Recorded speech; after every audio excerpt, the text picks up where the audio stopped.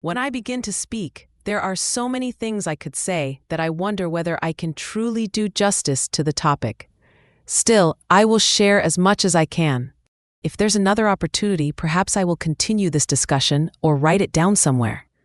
To say this is the end feels like that old phrase, the sun sets and the road stretches on. Soon, I must part ways with you. And yet, there is still so much I want to do, so much I want to explore. That leads me to believe that human life, after all, must be long in order to fulfill its purpose. Sometimes we speak of non-birth and non-death. Even after death, I feel there may be something we continue to do.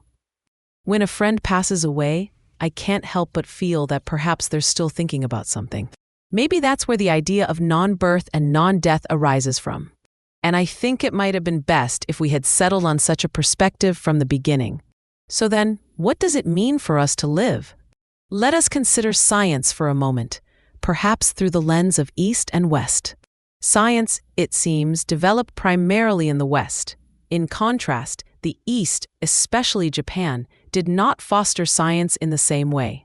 Now, the term the East is ambiguous in a geographical sense. But here, let's set aside geography and politics and think instead in terms of psychological tendencies, a Western type and an Eastern type. People geographically located in the West tend to have what we might call a Western mindset, while those in the East possess an Eastern mindset. Of course, which direction is East or West depends on where you stand. Japan is west of America, but east of Europe. Nonetheless, when we examine the characteristics of these two types, we begin to see some meaningful patterns. As for science itself, while I am no expert, I've read and heard that science involves studying things after they've been divided into two distinct parts. Eastern methods, by contrast, focus on what exists before such division, what might be called the undifferentiated state before heaven and earth, before right and wrong, before form and name. The West seeks to observe and investigate what has already been separated. That is the essence of scientific inquiry. Philosophy also enters the picture. In the West, philosophy and science are held in high regard. Technology, especially machinery and industrial advancement, has followed in their wake and flourished. As a result, Westerners often regard Eastern nations as undeveloped. They say we are not yet sufficiently advanced or opened up. From a scientific or philosophical standpoint, such judgments may make sense. But from another perspective, namely the Eastern way of thinking and feeling, looking at the world solely through post-division inquiry can seem quite limiting. And from this standpoint, we might question which side is truly undeveloped. I don't mean to speak ill of the West, but if one side makes such claims, the other side ought to respond. So we end up with endless back-and-forth debates. Yet instead of arguing, we should aim to understand each other. You have what I lack, I have what you lack. Let us acknowledge each other and work together. If we approach research in this spirit, perhaps we can ease some of the immense anxieties afflicting today's world. Now, scientists divide things into two, and once things are divided, any discussion of them inevitably involves time. 1 or 2 minutes, 1 or 2 seconds. That makes us believe the undivided state came first and has already passed. This is a habit of thought we fall into easily, separating things not just in logic, but in time and space as well. It is a troublesome habit, but it arises from living within the confines of time and space. Because of this, we suffer and argue. But perhaps we ought to say that things are both divided and undivided. Scientists might say, what is divided, and what is unknown is unknown. But perhaps the unknown is precisely what has been divided. The divided is connected to the undivided. Even if we cannot understand it, it remains true. But many people suffer because they cannot accept that what cannot be understood may still be real. They insist one is one, but sometimes one is 10 or 20 or infinite. That idea is difficult for science and philosophy to accept. And that's the mystery. Still, when we embrace such a perspective, conflict becomes harder to justify. To divide things is to sow the seeds of conflict. Even in Japanese Buddhism, division leads to argument between Mahayana and Hinayana or between Jodo and Zen. Even minor differences result in sectarian splits and disputes. For example, the Honganji temple split into East and West, which led to friction. We see similar tensions between Engakuji and Kenshoji in history. Once divided, people begin to quarrel. Disagreement is one thing, but to kill each other over it is too much. They call it a holy war, but killing in the name of difference is going too far. Research may have progressed, but in focusing only on divided knowledge, we forget the original unity, and that leads to violence. A current tension in international politics arises from this very issue. Some say what I propose is naive, just a dream. But even in the conflict between Russia and America, if both sides simply said, "Let's do this," that's fine, it would end there. Instead, suspicion arises. You seem suspicious yourself.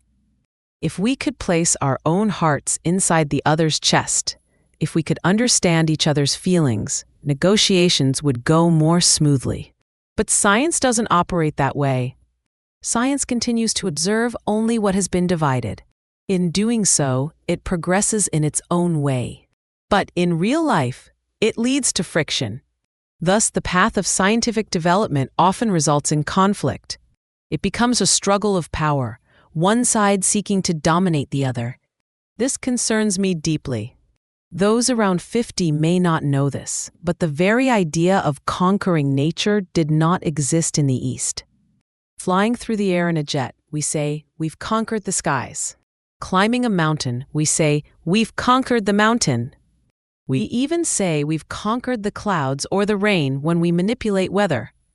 But this language came from the West. Those in their 70s or 80s might remember, this language began flowing in from the West around 50 years ago. And this idea of conquering nature is fundamentally opposed to the Eastern worldview. It is the root of conflict. In the East, we try to dwell in the space where things are not yet divided, and from there, see the sameness in things. But once things are divided, differences arise. Differences lead to conflict. Conflict leads to power struggles. And from there emerges the concept of conquest. To conquer another is ultimately to kill oneself. The atomic bomb is the perfect example. To kill others is to destroy ourselves as well. Amen. I believe that this is the inevitable dead end of the concept of conquest. It's not that such ideas didn't exist in the East, they simply weren't originally present in our way of thinking. So, when speaking to someone who holds such ideas, we can say, why not abandon that mindset? While our differences remain, we also share common ground. We can communicate on that basis, so why not reconsider your approach? But if everything is framed in terms of conquest, it inevitably leads to more conflict. Personally, I never used or even heard the word conquest as a child or youth. It wasn't until Western ideas began to enter our society that such terms came into use. Even if we speak to children today about this, they don't really understand. When you speak to Westerners about such things, they react with surprise, asking, "Is that really a thing?"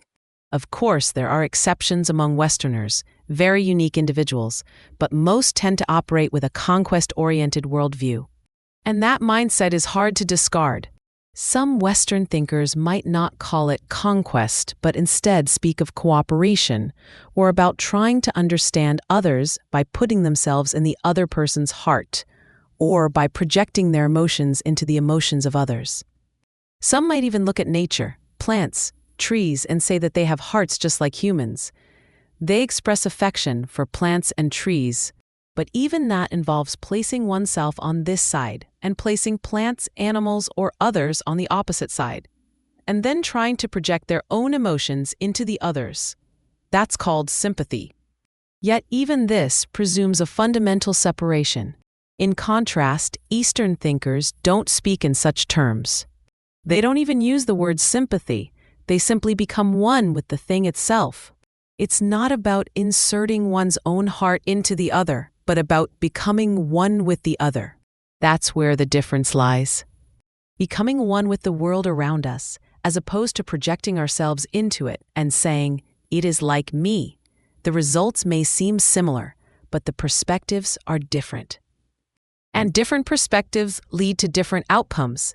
That difference does matter. Recently, I've come to realize this, especially through the word sympathy. I tried to investigate whether the term sympathy had existed in Japan or the East in the same sense it is used today. Though the characters for sympathy, dongqing, exist in Chinese characters, the original Western term it translates doesn't actually contain the concept of sameness or being identical.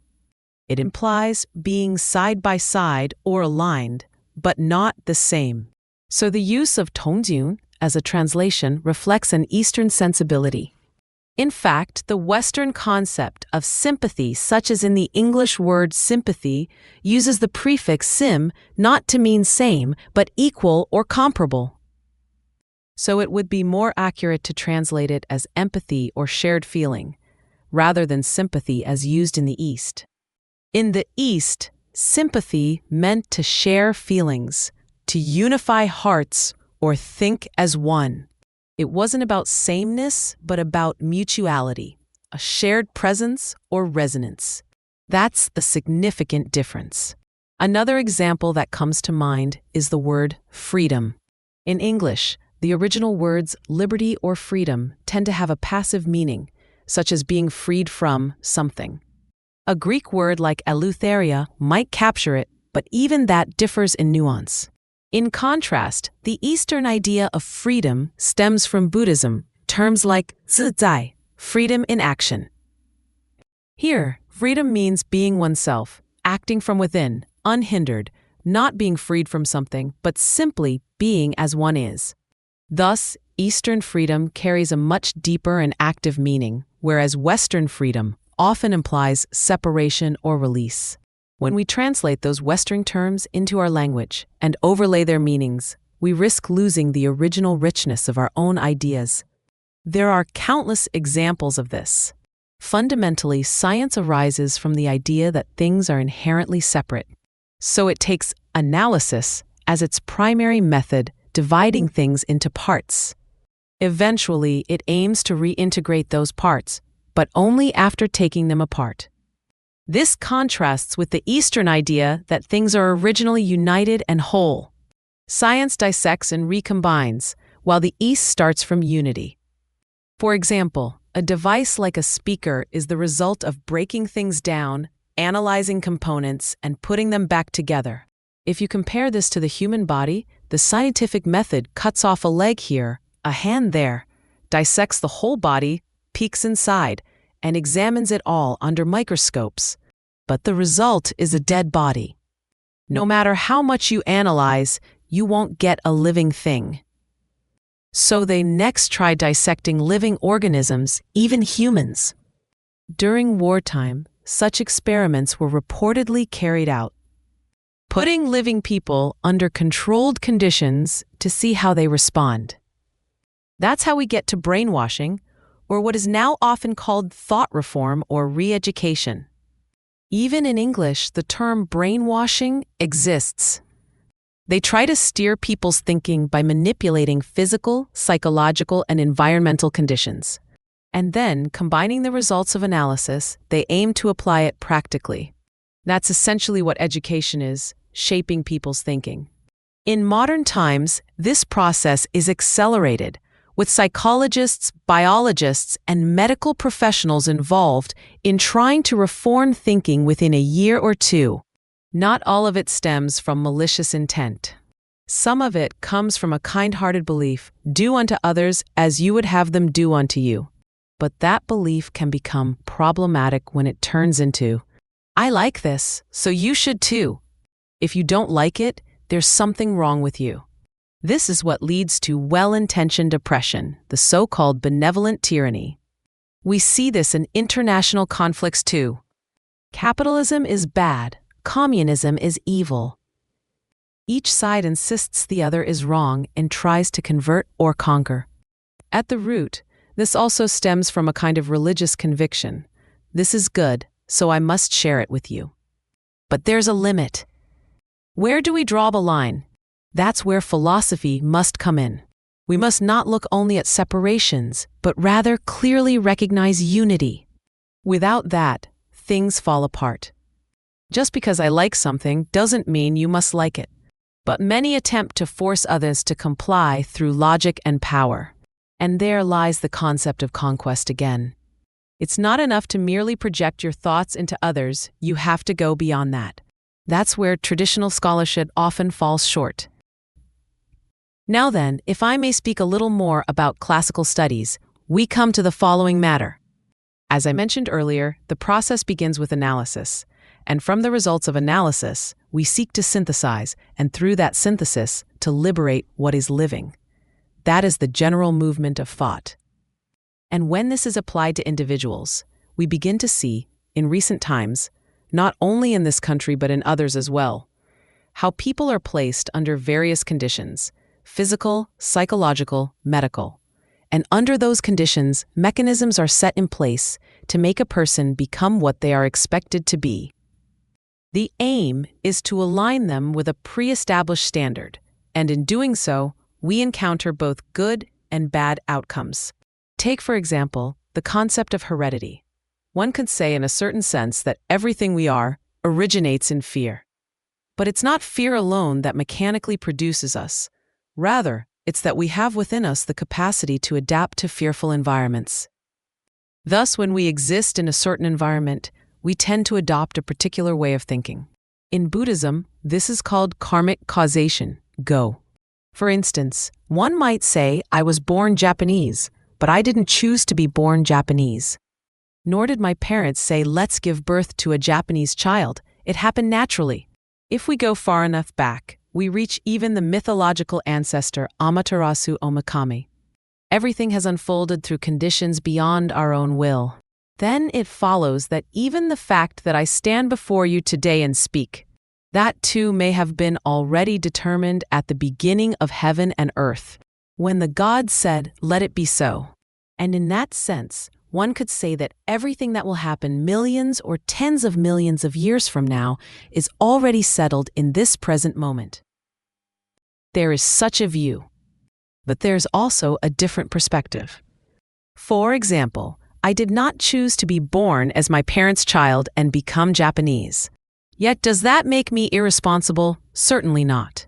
As a Japanese individual standing here, not only as a Japanese but as a human being among all humans in the world, I feel a kind of responsibility. I did not come into being by my own will, yet that does not mean I bear no responsibility. I came to be as a result of necessity, but through that necessity, freedom emerged. There is something there that matters deeply. Science, on the other hand, tends to treat concepts such as responsibility in broad terms, humanity at large. It pushes people from the outside, through environmental forces, towards certain outcomes. Now, consider recent developments in medicine. Artificial insemination. Human life being initiated by artificial means. With livestock, this has long been commonplace. But now it's being extended to humans. A person without children might say, I want a child, and the doctor responds, I'll make that happen, as though it were a mechanical process. Then what of the child born that way? We usually think, a child has a father and a mother.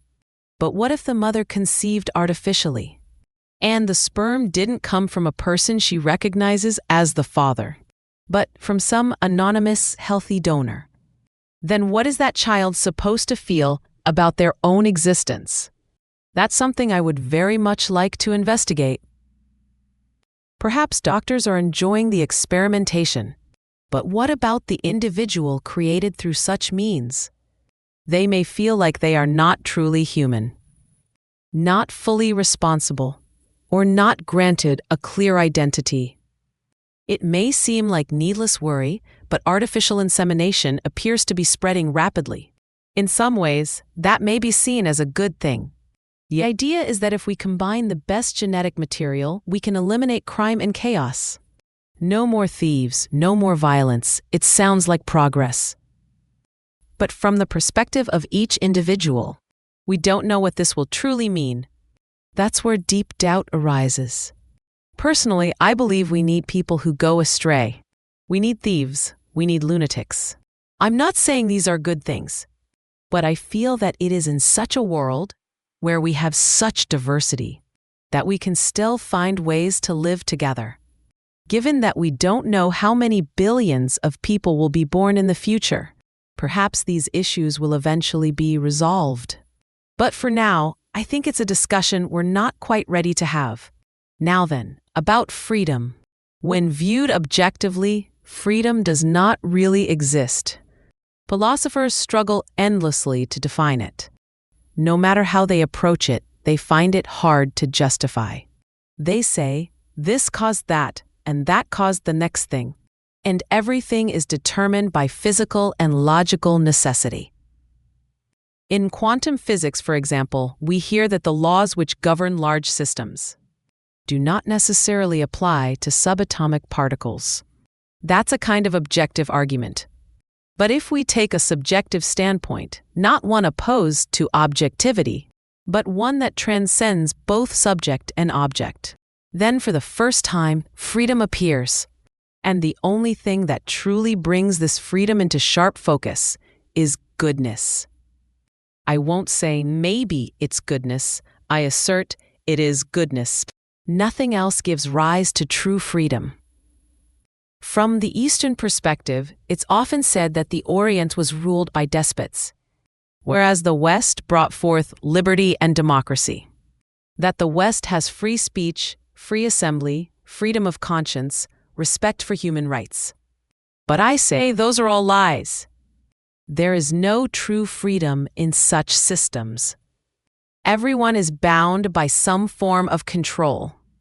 True freedom is found only through goodness. Goodness awakens us to the freedom we already possess. It brings awareness to what lies within us. That is the function of goodness. Why is this so? Because we are, by our very nature, free. But it is in becoming aware of that freedom that we become truly human.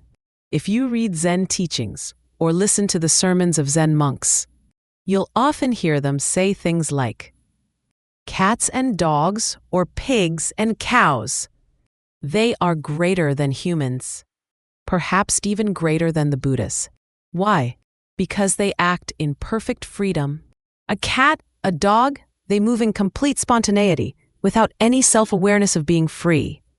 But when one becomes human, awareness begins to arise. And it is precisely in the emergence of that awareness that true human freedom is found. Animals are free, yes.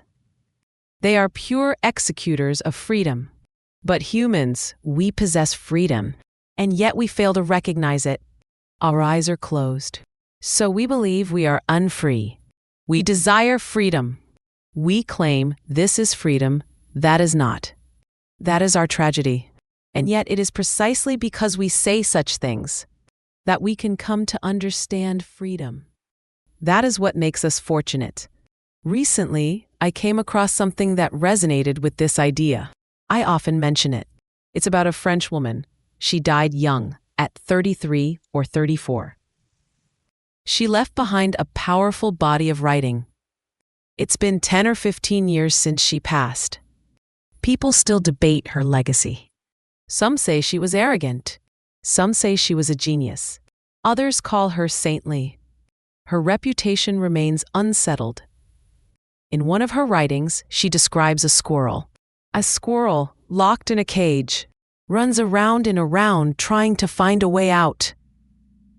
Or think of a lion in the zoo, or a monkey pacing in its enclosure. We, the spectators, think, how pitiful. They are trapped. They are suffering. But what if? What if that squirrel's motion, or that lion's pacing, was no different from the movement of celestial bodies? Not just stars and planets we see, but the vast cosmic order, the great circulations of the universe. What if the lion circling in the cage was identical to the orbits of the stars? Then the lion would be acting in perfect freedom. It would have no sense of being confined. It would be truly, utterly free. Zen texts often speak of this. They say, "You cannot bend your elbow the other way." We say, how inconvenient. That's a limitation. Point. But what if not bending your elbow in that direction was itself an expression of freedom? What if being able to bend it this way and being unable to bend it that way were both equally free? From the outside, we say, this must follow that law. This moves like this because it must. But if you become the law itself, if you don't see yourself as bound by rules, but as embodying them, then whether something bends or does not bend, it is still freedom. And it is in becoming aware of that human freedom finally reveals itself. We talk about freedom of speech, freedom of assembly, but even those are not truly free. For example, if everyone claims the right to assemble, and people begin gathering in the middle of the road, you quickly end up in conflict. Where is freedom then? Even with freedom of speech, newspapers can say anything, but how they say it makes all the difference. Even so-called objective reporting is shaped by the writer's own perspective, depending on what company they work for, what paper they write for. The report is already slanted, so we cannot say it's truly free reporting. 1324. This is something said by a Western historian. He was famous, though I've forgotten his name, who claimed to have understood what history was all about. He believed that history was built from facts. This event happened, that event followed, and so on. But one day, as he was observing from a second-floor window, he saw a fight break out at a street intersection. He watched it unfold, thinking he saw clearly what had happened. However, when he later listened to the testimonies of others who had witnessed the same fight, or even of those directly involved, the stories all differed. There were many inconsistencies between his account and those of others. This led him to realize, even something witnessed directly, right before one's eyes, might not be entirely factual. So he said, "I've decided to quit being a historian," and he burned the books he had written. Such things, I believe, happen more often than we realize. And yet, when looking at the world as a whole, one still feels as though something is indeed moving, but the way things move, how we interpret history, has undoubtedly changed. The way people read Japanese history at the beginning of the Meiji era is different from how it's read today. Thus, perhaps history cannot be truly understood until the end of the world. And if we say there is no such end, then perhaps no final judgment of history is ever possible. So it may be best to accept the judgments made in the present moment. That is, what will happen 200 years from now is of little concern. What matters is the judgment we make now. So while we've been talking about history, I believe this leads naturally into the topic of freedom, which should be discussed separately. In Zen, there is a saying, "Cats and cows understand things better than humans. Learn from cats, learn from cows, learn from dogs." A cat once wandered into my home and gave birth to kittens. The way she cared for them was truly admirable. She would feed them, then leave for a while to eat for herself, and return promptly. She would circle the kittens, check on them, and lick their excrement to keep them clean, something we humans wouldn't dream of doing. She did everything a mother needs to do until the kittens were old enough to manage. Eventually, the kittens grew large and became difficult to manage, especially since the mother cat couldn't easily come and go. We couldn't just leave the door open, and cutting a hole in it wasn't practical. So, in the end, we gave the kittens away. When the mother returned and found her kittens gone, she wandered around the house searching for them. She perked up her ears, peered into every corner. It was heartbreaking to watch. Later, she stopped appearing altogether. I don't know where she went. There may have been physiological reasons, but she seemed truly pathetic, pitiful, in the English sense of the word. Yet from the cat's point of view, she needed no pity. She was acting according to her own nature, with her own freedom and emotion. She was moving as nature itself moves. Clouds don't move because they are ordered to. Rain doesn't fall because it is commanded. Things happen because they must. This is the natural order of heaven and earth, and it is in this natural freedom that true goodness is found. But animals lack one thing: self-awareness. They live freely, but they don't know it. Humans, however, have the capacity to become aware, and it is in that awareness that true freedom arises. This freedom cannot be grasped by logic. It doesn't belong strictly to ethics, nor to religion, philosophy, or art. Everyone tries to classify it, but it resists all categories. From a scientific or logical perspective, freedom doesn't exist because everything is determined by karma, by causality. Red is red, black is black. You cannot say that red is black. But from the standpoint of freedom, red may be black and black may be red. White and black can dissolve into each other, not in a chaotic way, but in a way where each remains distinct, yet free. When we divide things into logic, psychology, physics, philosophy, or religion, and file them neatly into drawers and boxes, we lose freedom. We say, this belongs here, that belongs there, and then feel constrained by our own system of classification. But freedom doesn't work that way. True freedom doesn't fit into any drawer.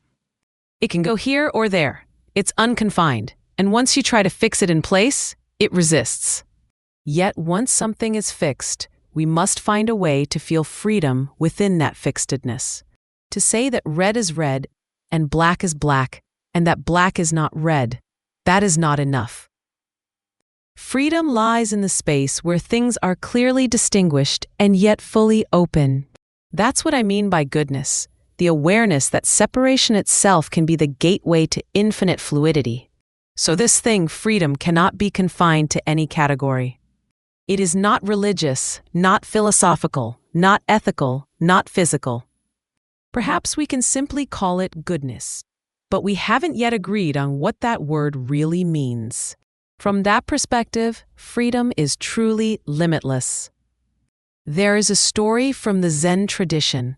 In the time of the Zen patriarchs, there was a man named Daiyu, whose name means great fool. But this name was given with deep respect, for he possessed great wisdom.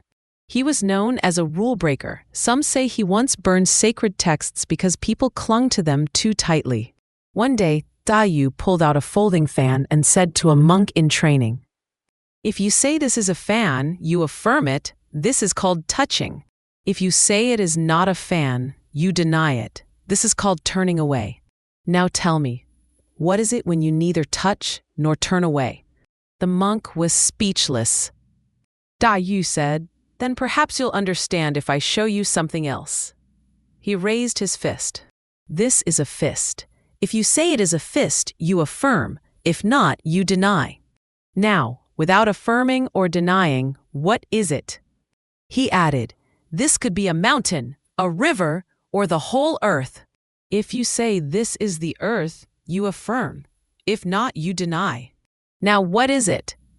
Another monk responded, "What you're doing feels like a tax official coming to seize my property. Not only that, you're taking even my finest robes." Daiyu laughed and said, "Well said, but that's still not enough. Not only your robes, I want your life. If you cannot give up your life, you cannot awaken. And if you die but do not return to life, it is still not awakening. Only when you let go entirely, when you die and come back to life, do you become truly aware. That awareness is what we call self-realization. And then, finally, the fan is once again a fan. The fist is a fist, but it can be and not be. It can separate and unite. It is the world of non-obstruction, of mutual interpenetration. This is what the Avatamsaka Sutra calls Jiji-muge, the realm where all phenomena freely interrelate without hindrance. It is the world of language transcending freedom. Or, as another scripture puts it, the great function appears with solemnity, unbound by rule. In such a realm of free functioning, rules are no longer needed. Does this mean everything will descend into chaos? One might wonder whether behaving freely in the middle of the Great Way is the same as saying that habit itself is freedom. But that's not what I mean. The true freedom I refer to is like a cat wandering in search of her kittens. That wandering is not a sign of confusion or constraint. It is an expression of Daiyu, great function, a manifestation of the cat's nature, of a mother's natural and dignified effort. It is a freedom untouched by human interference. We often hear phrases like, "To be born human is to live in delusion," but in contrast, this feline movement is pure, uninfluenced, and I would say that within such moments lies the most unadulterated spirit of Eastern thought. If we try to fit this spirit into the frameworks of today's science or philosophy, we may feel it is distant, as if there is an unbridgeable gap between them. But from the perspective of Zen, what we call front and back are already penetrated, one and the same. If we must divide them, the front is the world of scientific analysis, and the back is the world that cannot be touched by such analysis. From this point of view, people say that Eastern civilizations didn't develop science or a complex philosophy, and some modern Japanese, eager to learn from the West, seem to believe we lacked these things altogether, as if we were somehow inferior. But I say this stems from a failure to truly see. The East simply had no need for such things. They were unnecessary from the beginning. Just like a koan that says, "This is the ultimate truth, and yet it is not." That alone was enough. There was no need to write hundreds of pages of complicated theory. Rather than spending a lifetime saying, "I don't understand," one could simply walk toward the grave in peace. That, too, is a path, and it existed in the East. No, it still exists. If we are now forced to say it used to exist, as if it were only in the past, then not only are we failing as Easterners, but we are also failing humanity by withholding a contribution the world still needs. This I believe not because of my age, though some might say so, but because I truly feel it is time we return to this root and discover a new beginning.